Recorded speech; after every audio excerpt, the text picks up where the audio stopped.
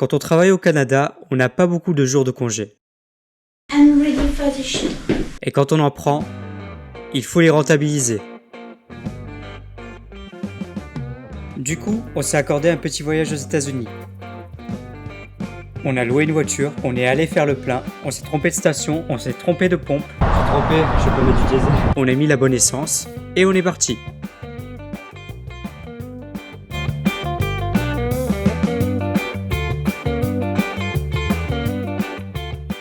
Première étape, la frontière, où on est passé assez rapidement, sans grand souci. Nous passons la frontière. Je peux vous assurer que le combo voiture automatique et route lisse est sensationnel. T'es là, tu mets ton régulateur de vitesse, il y a le volant qui te remet directement dans ta trajectoire si jamais tu dévies des lignes. T'as juste à patienter jusqu'à la fin de ton voyage. Après ça fait un peu peur parce que tu peux te sentir rapidement fatigué vu que tu fais plus rien. Mais en tout cas, c'est difficile de revenir dans une voiture manuelle quand t'as goûté l'automatique. Pour notre voyage, nous avons opté pour Communauto, une entreprise d'autopartage de voitures qui a la particularité de prendre en charge les frais d'essence. La voiture était moderne et nous avons payé un peu plus de 389 $ pour 5 jours, ce qui reste très avantageux comparé à d'autres entreprises de location de voitures.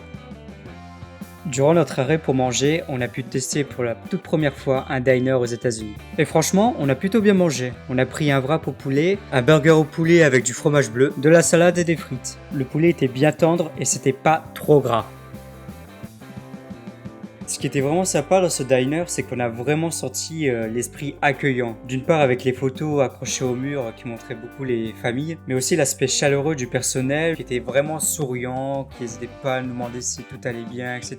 Au-delà de la mentalité américaine où tu rencontres des gens très sociables, je pense que la culture du tips doit jouer parce que, bien entendu, plus tu te montres souriant et convivial, plus tu auras de chances que le client te donne un bon pourboire. Dans ce cas précis, c'est une bonne chose parce que, entre guillemets, tu te forces à te montrer sympathique et du coup ça va avoir un effet sur ton cerveau où tu vas vouloir tout le temps rester sympathique même après le boulot, j'ai envie de dire, et ça va devenir quelque chose de naturel, donc pour moi c'est cool. Après j'espère juste que de manière générale ces personnes ne vivent pas que pour le tips, parce que j'avais déjà vu des témoignages comme quoi il y a des personnes qui avaient un salaire minimum très bas et qui comptaient vraiment sur le tips pour bien vivre. J'espère que cette pratique-là est de moins en moins courante en Amérique.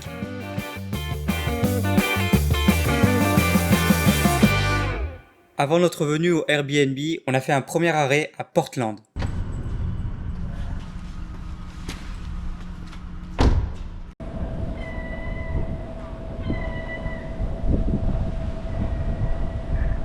Cette ville, appelée Falmouth autrefois, a été le théâtre de nombreuses guerres pour son contrôle entre les Britanniques et les Amérindiens, aidés par les troupes de la marine française. Le vieux port de la ville attire des millions de touristes chaque année. En pleine renaissance, il est devenu le premier port de la Nouvelle-Angleterre, la région qui regroupe les 6 États au nord-est des États-Unis.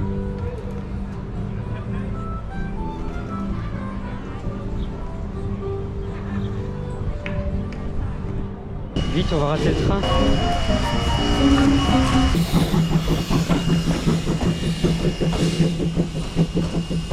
En 1866, un incendie se déclara à l'occasion de la commémoration du 4 juillet, causant de nombreux dégâts. La ville fut ainsi reconstruite en briques avec de larges demeures de style victorien. Portland, ça m'a vraiment fait du bien. Le fait de revoir l'océan, l'esprit marin, le son des mouettes, l'air frais qui te caresse le visage. Quand tu regoutes à un environnement que tu n'avais jamais vu depuis un moment, ça te change un peu les idées et c'était vraiment trop cool. La pluie, ça m'a pas du tout dérangé parce que d'une part, je me suis dit, ça fait aussi partie de l'esprit marin, voilà, les tempêtes, etc. Et vu que je voyais des nouvelles choses et que j'étais en vacances, la météo t'oublie, quoi. Il y avait vraiment des ruelles sympas, les graffitis étaient très bien faits, c'est joli à voir et ça te permet de changer les idées, te balader tranquillement, te reposer, t'aérer. Donc, pour commencer les vacances et surtout après une longue route, ça fait du bien. On est ensuite allé au phare de Portland Head. C'était très beau même si on s'est fait attaquer par le vent et la pluie. On s'est ensuite dirigé vers Saco, le lieu de notre Airbnb où on est passé dans un supermarché pour prendre à manger. Il y a eu beaucoup d'hésitation au vu des choix. Pas mal.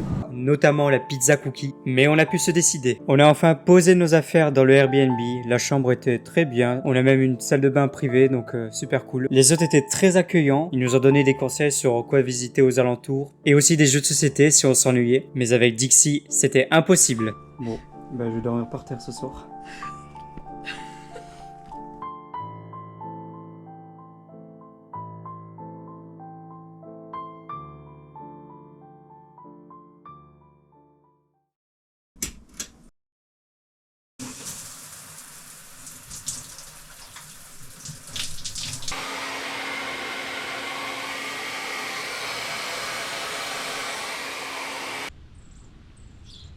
Pour ce deuxième jour, on a décidé de bien commencer la journée avec de délicieux pancakes chez Golden Roaster. J'étais triste de ne pas avoir pu y retourner une deuxième fois, mais c'est comme ça. Puis direction Old Orchard Beach pour notre première ville de la journée. Une ville très prisée en été, notamment grâce à son climat frais et ses 11 km de plage. C'est lorsque tu es en vacances que tu apprécies beaucoup plus les petites choses de la vie.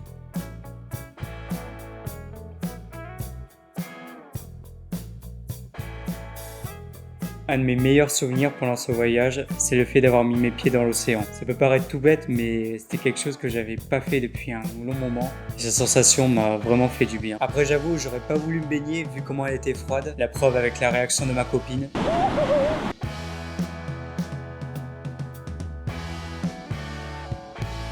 Après cette balade sympathique, direction Kennebunkport pour visiter l'église Sainte-Anne. Ce magnifique bâtiment de pierre qui surplombe les eaux.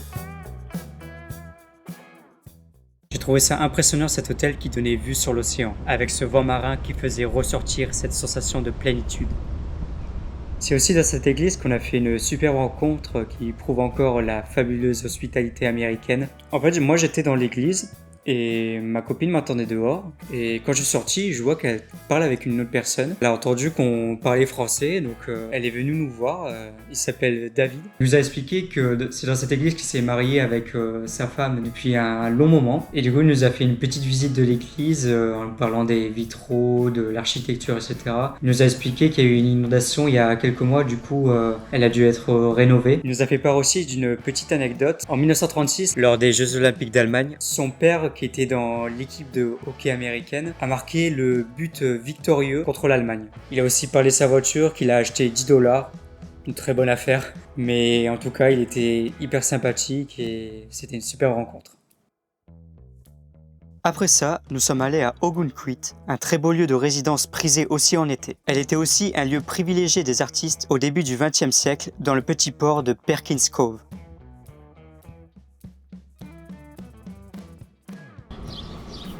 Et c'est à cet endroit que j'ai connu une de mes pires expériences en termes de malbouffe que j'aurais pu éviter. Alors on arrive du coup à cet endroit qui était très bien noté. Moi dans ma tête, je me suis dit ok, je vais essayer de manger mais pas trop gras. Quand on est arrivé, en fait, il y avait un menu spécial qui était à, je crois, à 35 $. Il comprenait du coup un lobster roll, ce que je voulais manger, une boisson et un dessert, un cookie avec de la glace. Je me suis dit, ah, ça peut être sympa.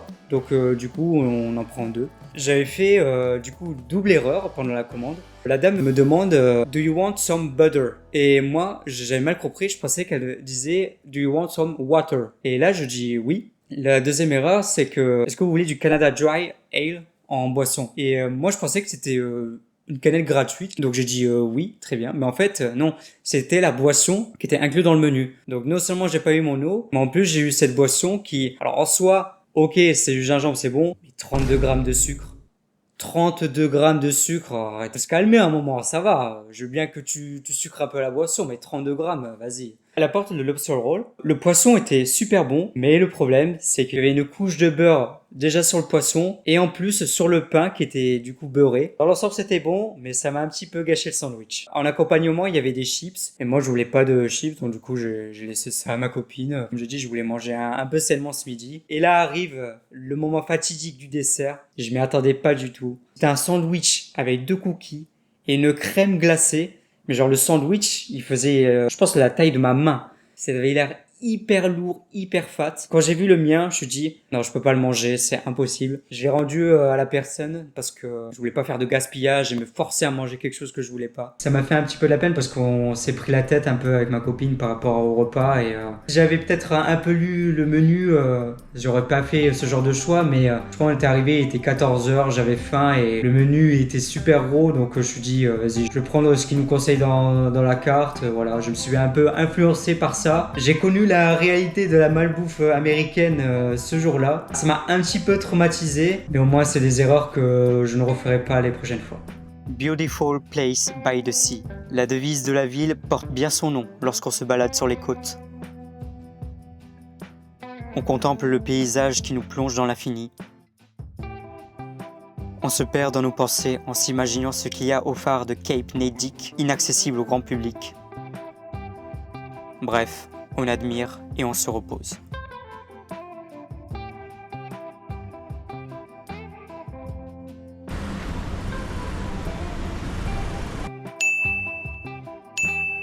Notre voyage se poursuit ensuite dans la ville de Portsmouth, créée en 1653, qui possède un riche patrimoine historique. Les demeures de style colonial, géorgien et fédéral reflètent la prospérité apportée par les activités portuaires au XVIIIe et XIXe siècle, avec notamment le commerce triangulaire.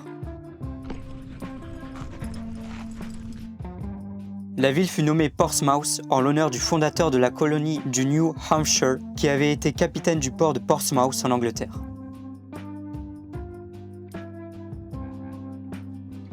Pour bien finir cette journée, nous sommes allés boire un bon cocktail dans la ville, puis nous sommes rentrés manger à Saco. Je suis reporter. Après avoir mangé un bon falafel salade. Un avis? Salade était bonne. Oula, on s'est loupé. Comment ça? Attention, ouais, on remet dedans, c'est bien. Ouais. Alors là, on a un truc en travaux, mais très sympa. Et puis là, on avance, on va traverser et on regarde comme c'est joli.